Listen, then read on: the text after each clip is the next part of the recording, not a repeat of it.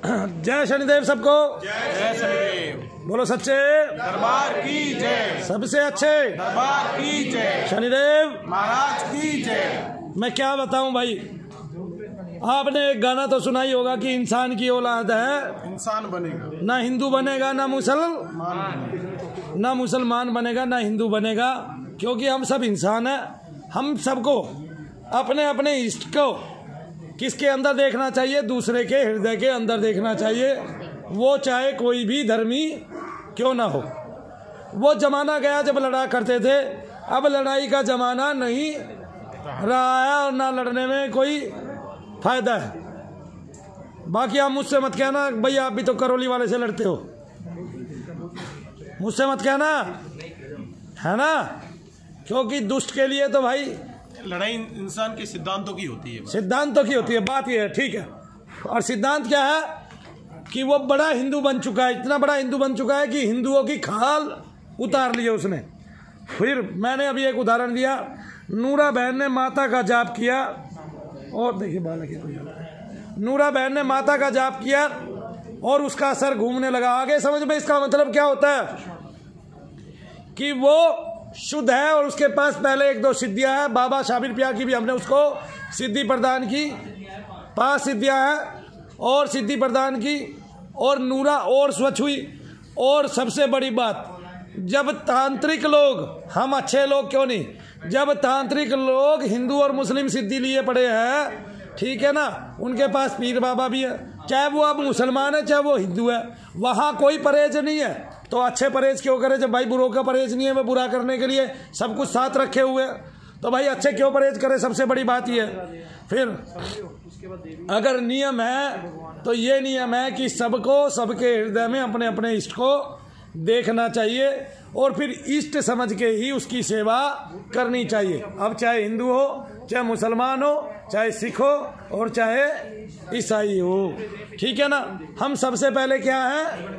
इंसान है और सबका एक जैसी आकृति है, एक जैसा शरीर है और सबके अंदर खून के कतरे बहते हैं, खून की धाराएं बहती हैं। तो आपका शुभ नाम क्या है? जी मेरा नाम फिरोज खान। फिरोज खान है। फिरोज खान ने कुछ देखा है, वो बताएंगे क्या देखा है। वो स्वप्न किसको आया? मेरी वाइफ को आया। क्या स्वप्न आया बताएं जरा। वाइफ की दादी जो पितृ पूजा में पूजा होती है उसकी, वो उसकी मम्मी आई, जिस मम्मी के शरीर में आती है, वो बताती है लोगों को। मैं एक बार समझा देता हूँ। मतलब इनकी जो पत्नी है उसकी दादी, पत्नी की दादी पूजी जाती है, उसकी पूजा होती है, मतलब बुजुर्गों में उसकी पूजा होती है और वो उसकी यानी कि इनकी पत्नी की माता के शरीर में आती हैं। हाँ। और बहुत कुछ बताती हैं, बहुत कुछ ऐसे। तो फिर वो क्या आई? सपने में आई तो क्या बताया? वाइफ के सपने में उसकी मम्मी आई। हाँ। और उस मम्मी के शरीर के अंदर ही वो भाई बोल रही, उसकी दादी क्या बोल रही थी? वो दादी बोल रही थी कि मैं रवाना हुआ यहाँ आया दिल्ली, आपके पास आया। तो वाइफ का फिर मेरे को फ़ोन आया, जब वाइफ ने बोला कि आप जब यहाँ से रवाना हुए भी गए हो, मैं सपने में मैंने देखा कि वो जो मेरी मम्मी बोल रही है सपने में, वो दादी बोल रही मम्मी के थ्रू कि भाई अब तेरा पति ठीक हो जाएगा, अब तेरा पति यानी कि फिरोज खान ठीक हो जाएगा। वो सपने में ही ओम नमः शिवाय ओम का जाप कर रही है। और सपने में ही कौन सा जाप कर रही है? ओम नमः शिवाय ओम का। वो दादी सा जाप करके बोल रही है। मतलब व्यक्तित्व हो तो ऐसा जो सबका प्यारा हो। किसका प्यारा हो? सबका प्यारा हो, ठीक है ना। मनु भैया को कोई ये नहीं कह सकता कि उसको पीर, उसको सैयद और उसको अल्लाह ये सब प्यार नहीं करते। आगे समझ में, उसको जीसस प्यार नहीं करते। स्वामी योगानंद जी ने जीसस को भगवान कृष्ण के साथ रख के पुजवाया है और वहाँ से योग की धाराएं लोगों में बढ़ती हैं।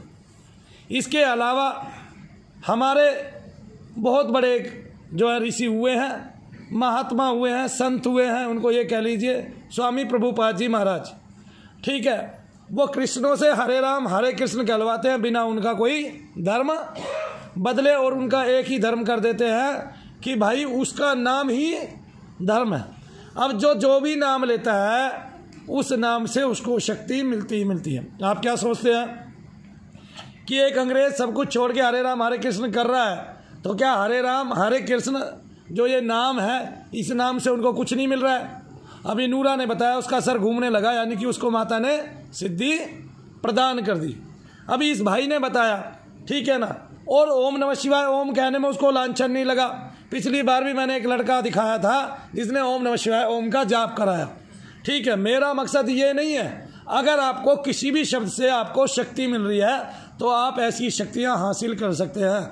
भगवान राम को भी जब समुद्र की सेवा करनी पड़ी तो समुद्र के लिए 3 दिन बैठ के जाप किया कि नहीं किया। अर्जुन को जब इंद्र से शक्तियां लेके आनी थी तो स्वर्गलोक में चले गए। क्या, कहाँ चले गए?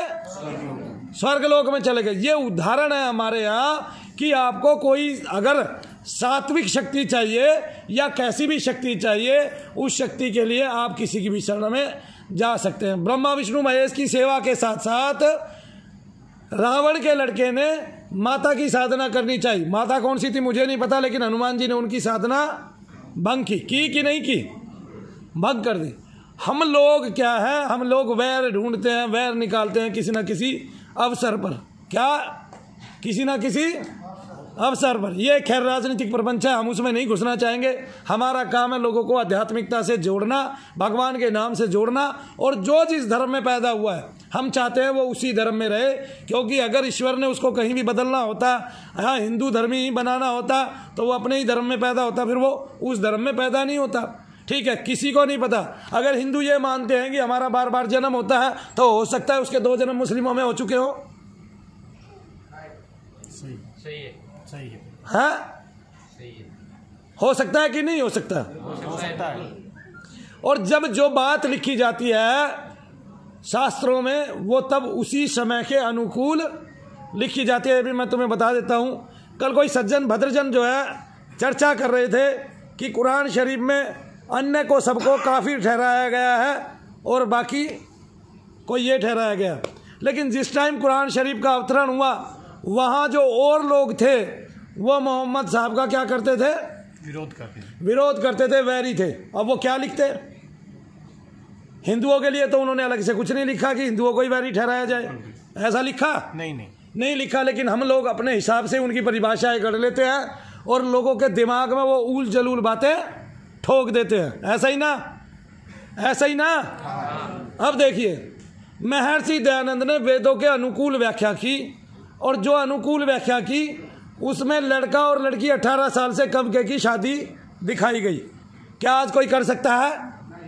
तो समय की डिमांड, समय की धारा जो होती है वो अलग ही प्रभावित करती है। और समय की धारा क्या, आज कौन सा युग चल रहा है बताना जरा? सतयुग। अच्छा तुम बताओ भाई, कलयुग कैसे है? आज के एक छोटे बच्चे के आनंद, वो बढ़िया बेड पे सोता है, बहुत अच्छा बिस्तर होता है, सुंदर उसके घर का फर्श होता है, ऊपर पंखा चलता है, नीचे बेबी सोता है, एसी भी चलता है, नहीं बढ़िया सुंदर सुंदर कपड़े पहनता है। उसके पग में क्या है? उसके पग में वो है पायल है, हो सकता है गले में भी कुछ पहना हो, हाथ में भी कुछ पहना हो। उसके पास बहुत सुंदर, उसके पिता के पास गाड़ी है, वो उस गाड़ी में बैठता है। ये सारी सीधे किसको भी नहीं थी? राजा अकबर को। अकबर को ये सारे सुख मिले ही नहीं। अकबर घोड़े और गधे पे भागता रहा। और यहाँ कौन सी सवारी मिलती है? एरोप्लेन। मैं ये कहता हूँ अकबर के पिताजी ने भी नहीं देखा था, बताओ। राजा था वो तो भाई, राजा कुछ भी कर सकता है, उसके पिताजी ने भी नहीं देखा। हम सब क्या करते हैं, ये युग कौन सा है? सत्य युग है। अगर कलह और लड़ाई ना हो, फिर भी मैं देखता हूँ बहुत लोग बड़े प्यार से रहते हैं कि नहीं? बहुत सारे घर वाले भी बड़े प्यार से रहते हैं और बड़े प्यार से अपना जीवन व्यतीत करते हैं, ठीक है। अकबर के फरिश्तों को भी नहीं पता था क्या कहते हैं कि कढ़ाई पनीर क्या होता है। नहीं, तो इस तरह से ये युग सत्य युग है, ये कलयुग नहीं है। इतने सारे साधन है, इतने सारे साधन है, हम आनंद ले रहे हैं हर चीज़ का, है ना। एक ताऊ मुझे उसमें बैठा हुआ मिला मेट्रो ट्रेन में वो कहता है मेरे को, रोने लग रहा था। मैंने कहा ताऊ जी क्या हुआ? कहता है भाई क्या हुआ, ठंडी ट्रेनें चल गई, हमारे टाइम में कुछ नहीं था। मैंने कहा भी युग बदलता है, हो सकता है जो आज हम नहीं देख रहे हो या इस समय नहीं देख रहे हो, आगे हमारे बच्चों को वो चीज़ भी देखने को मिले। नहीं, इससे अच्छी नहीं मिलेंगी। सबसे बड़ी बात, अभी ऐसी ऐसी ट्रेनें आने वाली है, पलक झपकते ही कहीं पहुंच गई, और ना दचकियाँ लगती है, ना हिलती है, और भोरन पहुंच जाती है ना। हम कहाँ से कहाँ पहुँच गए। मैंने 40 साल में बहुत ज़माना देखा है अपनी याद से। 40 तो नहीं कह सकता, मान लिया 42 साल का हूँ तो 6 साल से बातें याद होनी स्टार्ट होती है, ऐसे ही ना, ऐसे ही होता है ना। हाँ, तो इस तरह से बातें याद होनी स्टार्ट होती है। 6 साल से पहले की घटना किसी किसी को याद होगी, कोई होगी तो। कोई ऐसा है जिसको 6 साल से पहली घटना कोई याद हो? आपको याद है छोटे बचपन की? क्या याद है?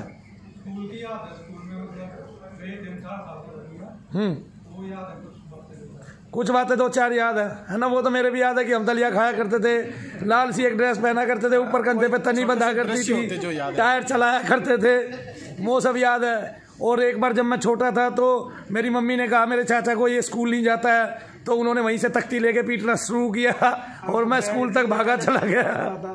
हाँ, थैला होता था पहले। हाँ, अच्छा, तख्ती का लिपना याद है, वो पोतना, कपड़े का थैला होता था। अच्छा, वो दूसरी में था तख्ती लिखना, तो पर वो याद है आपके? तो मतलब आप मेरी एज के आसपास के हैं, 40 के करीब के हैं ना? हाँ, 33, फिर तो छोटी है। आपके में तख्ती थी? आपकी बार में तख्ती थी? तख्ती हाँ, वैसे छूट गई फिर। और तो अब तो बहुत सारी चीज़ें ऐसी आ गई जो हम सोच ही नहीं सकते। अब तो बच्चा टैब पे ही अपना काम कर लेता है, वो लगाता है कंप्यूटर में, क्या बोलते हैं उसको, पेन ड्राइव लगाता है और सारे काम उस पर करके उतार के ले आता है। हम तो सोच ही नहीं सकते थे। और अभी लॉकडाउन में तो आपने एक नया करिश्मा देखा, ऑनलाइन ही पढ़ रहे हैं बच्चे। हाँ, जो हम कभी सोच ही नहीं सकते, ऑनलाइन भी पढ़ सकता है कोई। लेकिन हमारी सोच से बाहर का सब होता जा रहा है, यानी कि विज्ञान तरक्की कर रहा है। लेकिन इस विज्ञान की तरक्की में हम मंत्र की तरक्की ना भूलें, क्योंकि मंत्र विज्ञान दुनिया का सबसे बड़ा विज्ञान है, जिसमें एक महात्मा ने भारत के, जिनको गंध बाबा बोला करते थे, उन्होंने अपने शरीर के अंदर से सारे चक्र निकाल के वैज्ञानिकों को भी बाहर निकाल के दिखा दिए। ये देख लो, उनके तेज दिखा दिए, उनकी पंखुड़ियाँ दिखा दी, उनके दल दिखा दिए इस तरह से, और उनके बीज मंत्र दिखा दिए इस तरह से, नाभि से कमल का निकलना दिखा दिया, ये सब दिखा दिया। 3 तीर से, आँखों की रश्मियों से केवल। एक पंडित की धोती जला के दिखा दी इसके अलावा एक तीर से अग्नि उत्पन्न करके दिखा दी, एक तीर से अग्नि के अलावा आपकी बारिश करके दिखा दी, इस तरह से एक तीर से फूल बरसा के दिखा दिए। तो इस तरह से बहुत क्रियाएं मंत्र विज्ञान से हो सकती हैं। आप देखते भी हैं, पानी पे चलना, ये चलना, वो चलना, अणिमा लघिमा, है ना, इस तरह से बहुत सारी सिद्धियां हैं। और वो सिद्धियां जो है अष्ट सिद्धि नवनिधि के दाता, वो देवताओं की शरण में जाने से ही मिलती हैं। लेकिन हमें इनका लोभ नहीं करना चाहिए, हमें केवल मंत्र जाप करना चाहिए। मंत्र जाप से अपने आप सब कुछ धीरे धीरे मिलता जाता है। जैसे नूरा बहन ने कहा, इन्होंने अपने स्वप्न को बताया, फिर भी मैं बता देता हूँ, कितने लोग स्वप्न में हमें देखते हैं आप अंदाज़ा नहीं कर सकते। जो लोग घर पे रहते हैं, कभी आते नहीं, वीडियो देखते हैं, उनको भी बढ़िया बढ़िया स्वप्न आते हैं। बहुतों की तो उसमें हमारे माध्यम से भगवान उनके दुख ही हर लाते हैं, बहुतों के तो पीड़ाएं हर लाते हैं, बहुतों के प्रेत को ही खींच लाते हैं वो उसमें शरीर में से, और फिर उससे उन लोगों को लाभ हो जाया करता है। लोग घरों पे हवन भी कर रहे हैं इस तरह से। तो ये प्रक्रिया है हमारी दीपक की प्रक्रिया। आप करो तो आपको और भी चमत्कार अपने परिवार में, अपने घर में, और प्रफुल्लता और समृद्धि, ये सब देखने को मिलेगा ही मिलेगा। बोलो सच्चे दरबार की जय, शनिदेव महाराज की जय, बोलो साबिर प्यारे की जय।